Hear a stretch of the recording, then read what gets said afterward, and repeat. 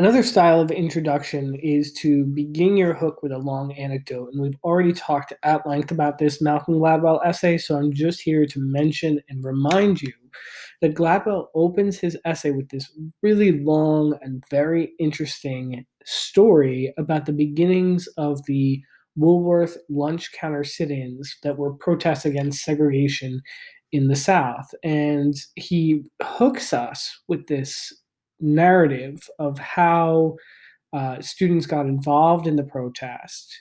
And the narrative goes on for several paragraphs until we arrive at the thesis statement.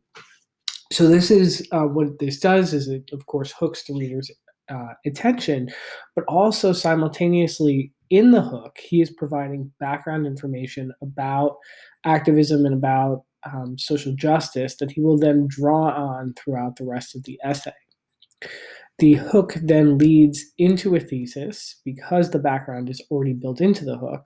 And that thesis, of course, tells us that um, high stakes activism has happened in the past without things like email, texting, social media, or Twitter.